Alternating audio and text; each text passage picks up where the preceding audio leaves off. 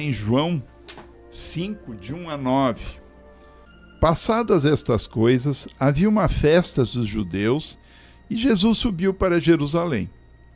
Ora, existe ali junto à porta das ovelhas um tanque, chamado em hebraico Betesda, o qual tem 5 pavilhões. Nestes jazia uma multidão de enfermos, cegos, coxos e paralíticos, esperando que se movesse a água, porquanto um anjo descia em certo tempo, agitando-a, e o primeiro que entrava no tanque, uma vez agitada a água, sarava de qualquer doença que tivesse. Estava ali um homem enfermo havia 38 anos, e Jesus, vendo-o deitado e sabendo que estava assim há muito tempo, perguntou-lhe: Queres ser curado? Respondeu-lhe o enfermo: Senhor, não tenho ninguém que me ponha no tanque quando a água é agitada, pois quando eu vou, desce outro antes de mim. Então disse-lhe Jesus: Levanta-te, toma o teu leito e anda. Imediatamente o homem se viu curado, e tomando o leito, pôs-se a andar. E aquele dia era sábado. E ele era paralítico há 38 anos. Estava há muito tempo ali e ele não conseguia entrar naquela água ali. Por que Jesus perguntou para ele: o que tu queres? É uma pergunta. O cara está ali, aleijado, no meio de outras pessoas doentes, paralíticas e doentes de tudo que é coisa, esperando para ser curados miraculosamente por uma água lá que se mexia, né?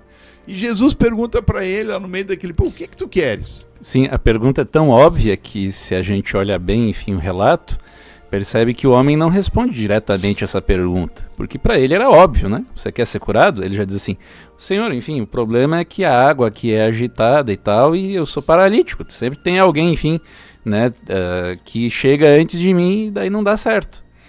E até a lição vai comentar, né, que o problema é que ele estava procurando a cura no lugar errado, né? Enquanto aquele que criou as pernas humanas estava bem na frente dele.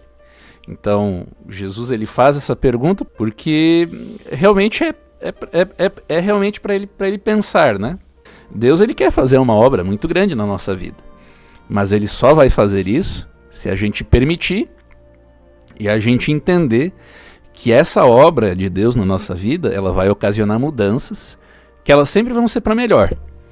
Mas a gente, às vezes, enfim, vai pensar: mas e será, enfim, diante de tal situação e tal. A gente vai ter que sair da zona de conforto. Sair da zona de conforto, exato. E o outro ponto é esse.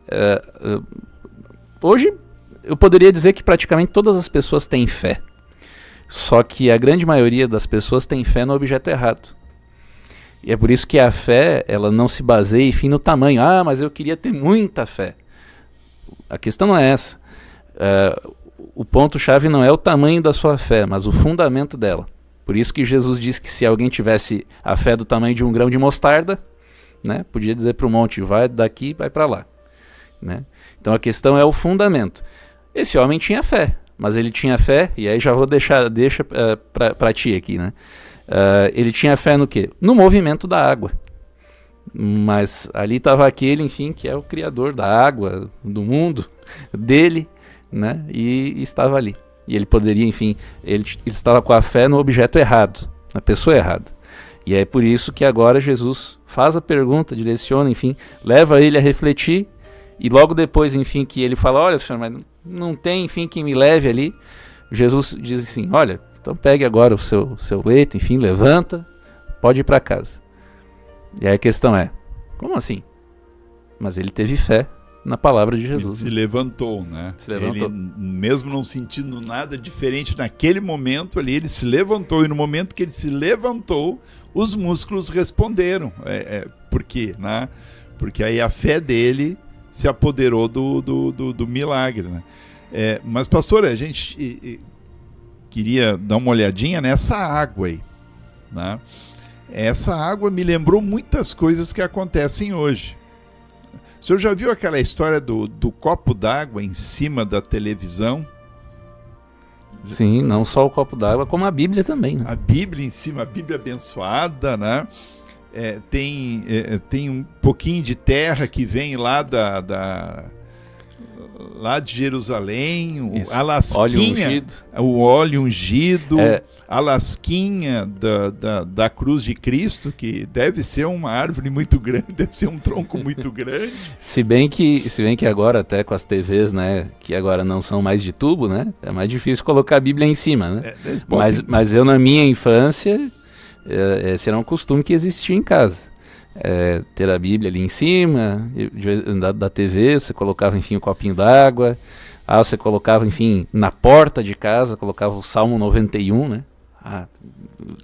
Com o Salmo 91 na porta da minha casa está protegida, né? Tinha essas ideias, assim. Exatamente. Gente, assim, ó, essas benzeduras, essas mandingas, essas coisas sempre existiram.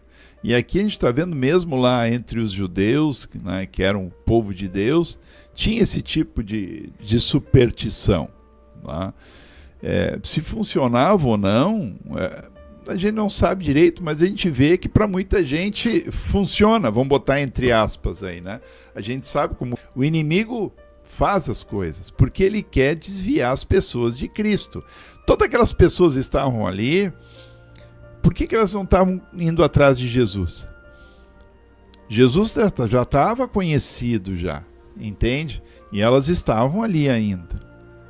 Jesus foi lá, o sujeito não reconheceu ele, foi reconhecer ele lá dentro do templo depois. Depois a gente vai, né?